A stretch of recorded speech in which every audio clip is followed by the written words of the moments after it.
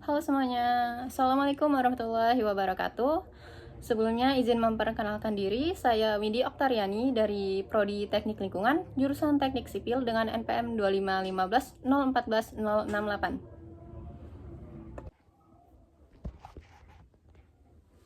Hadirnya saya di sini akan menjelaskan sedikit tentang esai saya mengenai bencana alam yang ada di Indonesia dan keterkaitannya dengan proses kebumian. Dan bencana yang saya ambil untuk topik kali ini adalah bencana banjir di Aceh yang baru-baru ini terjadi pada tahun 2025.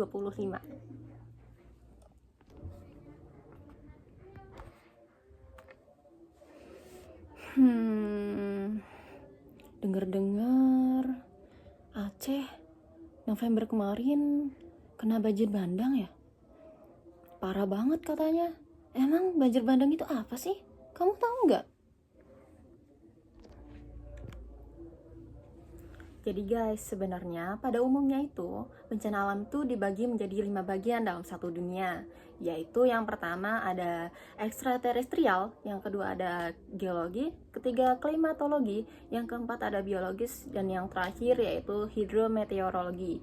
Dan kita hari ini membahas bencana dari hidrometeorologi, yaitu banjir bandang pada Aceh 2025. Sebenarnya bencana alam yang ada di Indonesia juga ada banyak sih, kayak angin puting beliung, banjir, banjir bandang, tanah longsor, tsunami, gempa bumi, letusan gunung api, dan yang lain-lainnya. Namun, kita bakal fokus ke banjir bandang aja nih. Jadi disimak ya.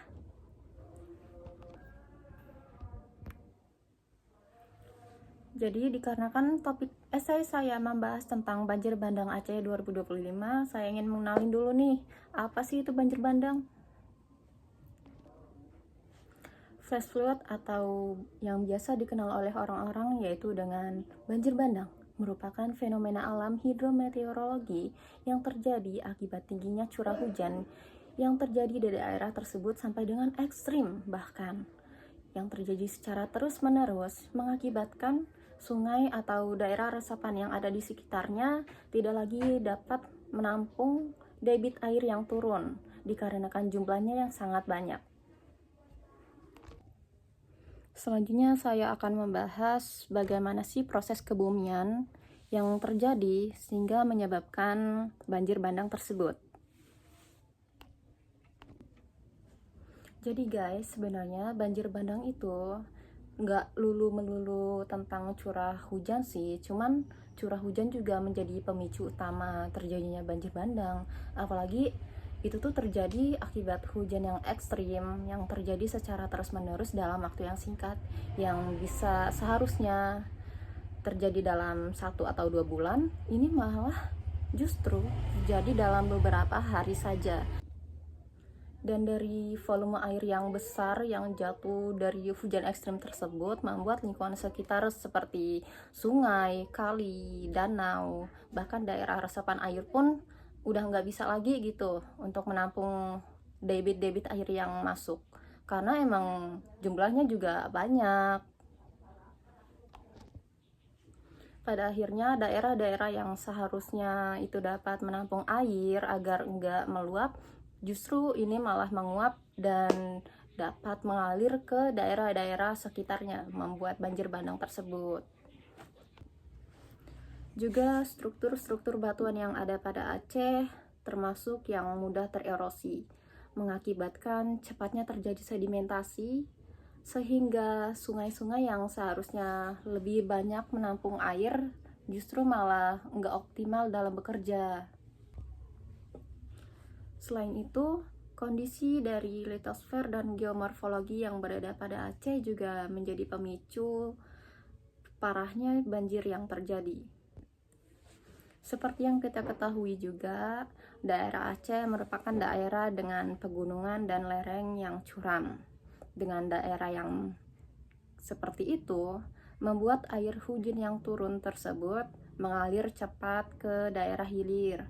Dan dikarenakan daerah hilir Aceh merupakan dataran rendah, jadi Dataran terendah tersebut menjadi tempat tertampungnya air-air hujan yang datang tersebut, mengakibatkan volumenya menjadi sangat besar dan terjadilah banjir bandang. Dan juga ada salah satu contoh banjir bandang yang terjadi di Indonesia baru-baru ini yang tengah menjadi perbincangan, yaitu banjir bandang di Aceh pada akhir November sampai Desember yang dampaknya kini masih terasa sampai sekarang. Adapun kabupaten Aceh yang terkena banjir yaitu Aceh Tamiang, Aceh Timur, Aceh Utara, Bener Meriah, dan juga Meriah. Dan menurut berita resminya, hujan yang terjadi di Aceh tersebut yang seharusnya terjadi selama 2 bulan, ini bahkan justru terjadi dalam 1 atau 2 hari di daerah Aceh tersebut. Dari CO2 yang dihasilkan tadi menyebabkan itu menjadi yang namanya gas rumah kaca. Nah, jadi radiasi yang terjadi, yang dipantulkan oleh luar angkasa tersebut dipantulkan ke bumi kan. Namun karena adanya efek rumah kaca tersebut membuat yang radiasi tersebut tadi itu tuh nggak bisa mantul lagi ke luar angkasa. Jadi dikarenakan radiasi tadi tidak dapat seluruhnya terpantul ke luar angkasa, jadi karena efek rumah kaca tersebut membuat radiasinya kembali lagi ke bumi dan menyebabkan suhu bumi itu meningkat. Dari suhu yang meningkat tadi akan diserap oleh laut, mengakibatkan air yang meluap ini semakin banyak. Dan air yang menguap tadi akan menjadi awan, dan awan tersebut akan menurunkan hujan. Dan karena penebangan hutan di daerah Aceh ini banyak gitu, itulah yang air tersebut semakin banyak yang meluap, dan semakin banyak juga akan turun air mengakibatkan hujan ekstrim tersebut dan berakibat ke banjir bandang. Dampaknya yaitu area pertanian yang habis karena termakan oleh air, fasilitas kesehatan yang juga terendam air, rumah-rumah warga yang terendam air, gedung-gedung juga, pekerjaan-pekerjaan juga hilang, harta benda juga hanyut, bahkan sampai memakan korban jiwa. Dan dampaknya juga pasti berpengaruh kepada infrastruktur yang ada pada Aceh seperti jalan, jembatan, dan juga yang lainnya, yang sudah dapat dipastikan mencapai kerugian yang sangat besar dan memerlukan biaya yang sangat besar untuk pemulihannya. Upaya mitigasi dan juga adaptasi dari banjir bandang tersebut yaitu dengan adanya aplikasi-aplikasi yang dapat membantu untuk membaca situasi cuaca dan juga banjir, yang dapat memudahkan warga sekitar untuk lebih waspada gitu. Juga mengadakan adanya edukasi tentang banjir ini, juga memberi bantuan seperti bantuan sembako, alat kesehatan, dan juga rumah hunian, dan juga yang lain-lainnya yang dapat menolong korban bencana ini. Sampai juga pada inti dari pembicaraan kali ini, yaitu intinya banjir yang terdapat di daerah Aceh ini disebabkan oleh curamnya lereng yang ada, pegunungan yang ada pada Aceh juga mengakibatkan air yang mengalir itu semakin cepat, dan juga kondisi batuan yang mudah tererosi, tanah yang lapuk, dan juga